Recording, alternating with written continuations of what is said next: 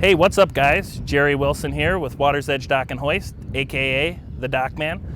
What I wanted to do today was just kind of take you for a little walkthrough around Great Lakes 50-122 lift. You've seen our product videos, you've seen me get a little bit more technical on all the parts and pieces. This is going to be a little bit more stripped down, layman's version of the parts and pieces that pertain to this lift and why they are helpful to you as a boater. So the first thing I wanted to look at was these poly bunks here. These are 14-foot long aluminum extruded bunks with a poly sleeve that goes over the top of it. This is the go-to when it comes to bunks. When you see carpeted and wood, that's a thing of the past. Couple reasons why we want to get away from those. One, the carpet is going to tear and it's going to age and get worn out as you put your boat on and off. It's going to hold sand, so if you get sand in that carpet, it's going to start wearing your gel coat of your boat down. And at a certain point, you're going to have to replace them. These poly bunks are maintenance free and they're going to stand the test of time. If we look up top here, very similar to the poly bunk, we have a 14-foot poly side guide. You will see them where other manufacturers do make them in wood with carpet over top of them. Same reason we want to get away from them as the bunks. They scratch, they have to be maintained and eventually replaced. On the end of this poly side guide, there is a 18-inch poly flare. Now what this is going to do is when you're coming on with your boat, this is going to help guide you onto the lift beyond what just the standard 14-foot side guide would. We're another 18 inches now out past the corner pole of the lift, giving you a bumper to hit and to guide you on before you start smashing your boat into this, potentially this aluminum pole, or maybe even worse, deadheading right into the end of this side guide. So when you're talking to your sales guy or whatever dealer or manufacturer you're working with that's selling you a lift, really make sure that you see on the estimate some type of a poly flare to get you onto the lift safely. Coming around the corner a little bit further here, this 5,000-pound lift is set up with a LiftTech direct drive motor. This particular one has a key fob. As you're loading your boat onto the lift, you're driving it on and you're trying to line yourself up and you have people and wind and all sorts of stuff going on. Rather than have to come all the way onto this lift, hold yourself into place and hit a button to lift yourself up. Now you're just reaching down onto your keychain. You know, most boaters hook this right on the keychain of their boat. You're driving on. When everything's lined up, wife and kids are yelling, who knows what's going on, you hit a button and you lift yourself up into place, or at least to where the boat is held safely. Everybody offloads, then you have your time to finish lifting it up and properly position it in place. Really, really small item that really adds to the safety and efficiency of loading your boat. This particular direct drive unit is a 24-volt DC or 12/24-volt DC. We also do sell them in AC models where you can actually plug it right into a GFI outlet. This DC model has a 24-volt battery tray. There's no batteries in it right now. For transport, we keep them out of there. And then it has a 24-volt solar panel that trickle charges those batteries and keeps them topped off for when you're ready to boat. Coming back to the side guide for a second. This is another very nice feature that a lot of manufacturers don't have. This is a 4-foot poly stub. It bolts right onto the side of the side guide. I know we don't have a dock here right now, but when this was in the water, right where I'm standing here, chest height, would be a dock that you'd be standing on. And you could see how stepping from this dock onto the boat could be difficult unless you had something here to be able to get your foot on and span that gap between the dock and the edge of the boat. This is one of those items I would not go without. Coming up a little further here, we have the bow stop. Especially with your wakeboarding boats and your runabout style boats that have a V-hull, this is going to give you a positive stopping point where you can run your boat right up and you can push it against this guide here, and you know that you're in place. You hit the button and lift yourself up. Another one of those add-ons that really is going to make things safer, quicker, and just more efficient all the way around when it comes to loading your boat, especially in windy or wavy conditions. All right, that brings me to the Hoist Legs. Great Lakes has an array of legs from 3-foot up to 10 or 12-foot deep water legs. In this situation, we have one of the shallower type water legs in.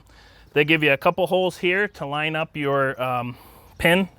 You pull the pin out, lift the lift to whatever your desired height is, put the pin back in. If you are in deeper, shallower water, you can use the top holes versus the bottom holes. That kind of brings me to installation.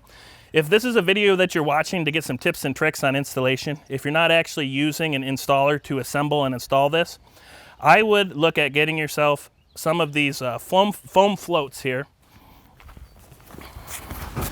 And these come in, I think they're 6 by 8. We've cut this piece down.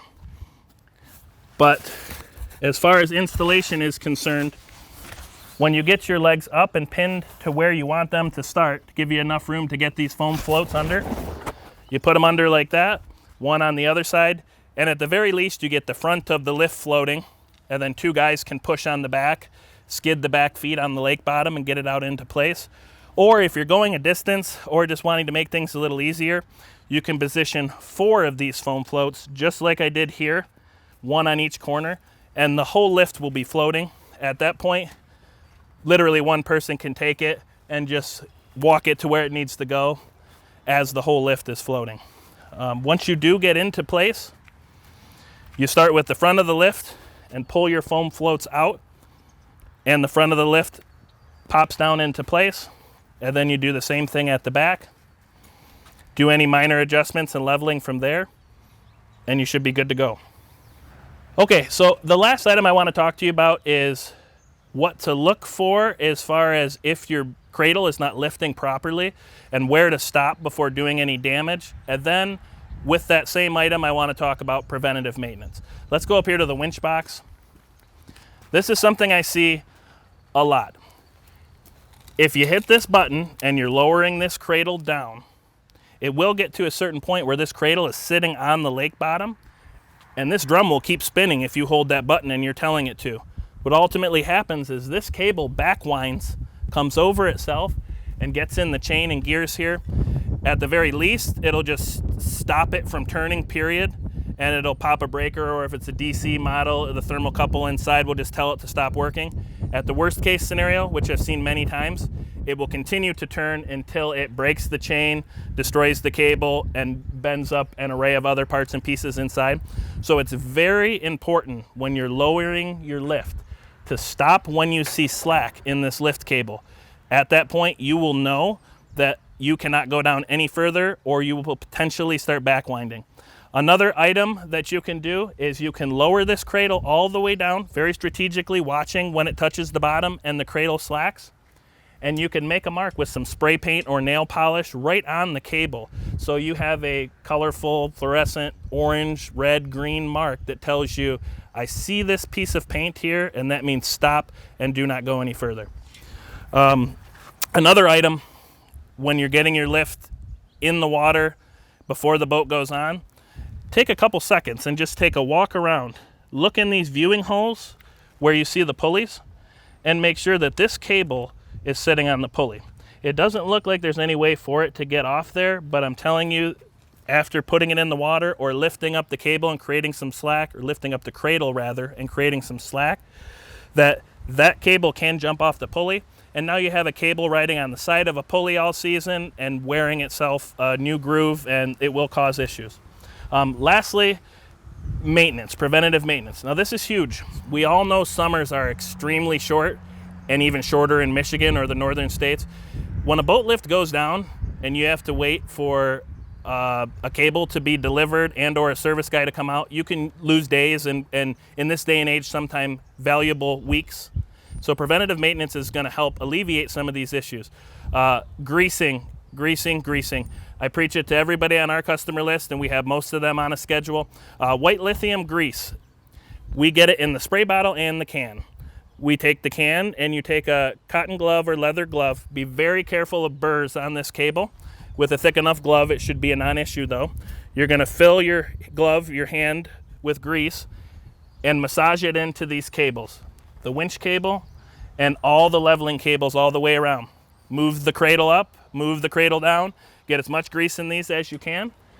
Then open the top of the winch box and or get underneath it and use that spray can of lithium grease and get your chain and get any other moving parts on the drum and all the sprockets inside. And that's gonna extend the life of your cables and of your chain by a decade or maybe more. If this stuff gets dried out and starts to rust, that's when you're gonna have issues, that's when you're gonna have cable breaks, and that's when you're gonna lose out on valuable boating time. All right guys, that was a rough walkthrough of a 50-122 lift. I gave you some preventative maintenance items and showed you some install tips and tricks. I really hope that helps. Have a wonderful summer.